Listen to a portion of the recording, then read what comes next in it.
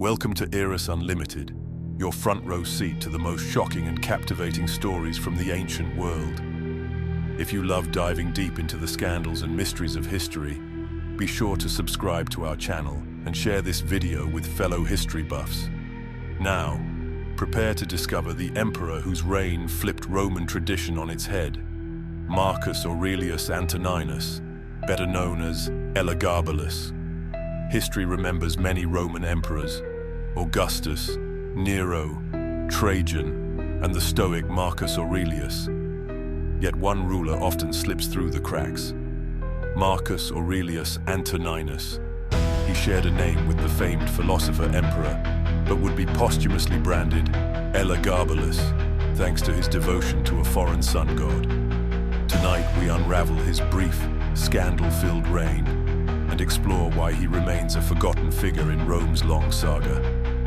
Marcus Aurelius Antoninus was born around AD 203 in Emesa, modern-day Homs, Syria.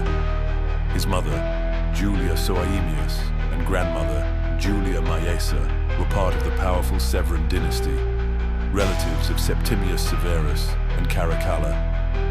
This tight-knit family network would propel the boy onto Rome's throne, setting the stage for an unusual and controversial rule. From an early age, Marcus Aurelius Antoninus served as a priest of Elagabalus, the Syrian sun deity worshipped in Emesa. Little is known of his formal education, but accounts suggest a life of privilege and ritual. This priestly role would later fuel the most controversial aspect of his reign, attempting to elevate Elagabalus above Jupiter, the chief god of Rome. In AD 217, Emperor Macrinus faced growing discontent from the Roman legions, many of whom still revered the memory of Caracalla. Julia Maesa seized on this, claiming her grandson was Caracalla's son. At just 14, Marcus Aurelius Antoninus was declared emperor by the armies in Syria. Macrinus was swiftly defeated, and a teen from Emesa suddenly found himself ruling an empire spanning 3 continents. Arriving in Rome, the new emperor officially adopted the name Marcus Aurelius Antoninus, tying him symbolically to Caracalla. His mother and grandmother handled most administrative decisions, but tensions rose as the young ruler, brought up in the East, stuck out in a city rooted in centuries-old Roman tradition. Elagabalus quickly became infamous for lavish banquets, exotic feasts, and rumored excesses. Yet the biggest uproar came when he built a temple for Elagabalus on the Palatine Hill, shifting symbols of Roman deities into his new sanctuary. Conservative Romans were outraged at seeing Jupiter overshadowed by what they saw as a foreign god. Some Eastern subjects may have welcomed it, but the Roman aristocracy seethed.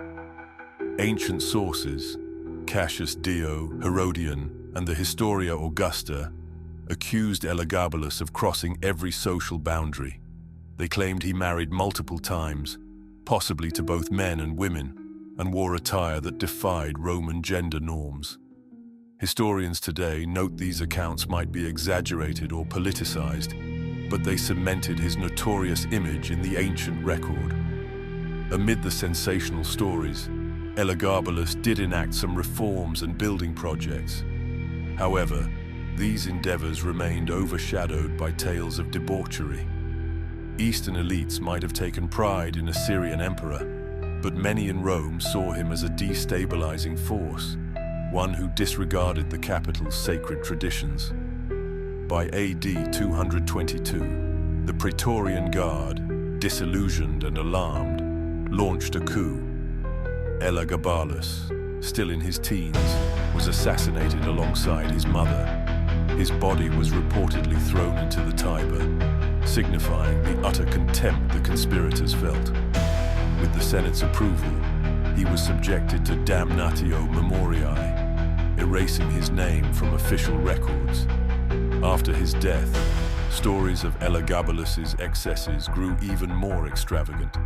Future generations labeled him with the sun god's name, Elagabalus, rather than the official Marcus Aurelius Antoninus. Medieval and Renaissance writers embraced the scandalous anecdotes, casting him as the archetypal, depraved ruler. Modern historians now debate the accuracy of these lurid claims, suspecting political bias and sensationalism. Epilogue. Though much of his reputation comes from hostile sources, Elagabalus' attempt to reshape Roman religion was very real and deeply unsettling for traditionalists. His forgotten status arises partly from his overlapping name with a revered emperor, and partly from a systematic campaign to wipe out his memory. Yet the sensational accounts remain, revealing that for all Rome's grandeur, even the mighty empire could be shaken by a teenager whose faith and customs clashed with its most sacred traditions.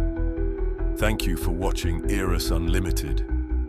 Remember to subscribe for more journeys into the past, where myth, legend, and raw historical truth collide in unexpected ways.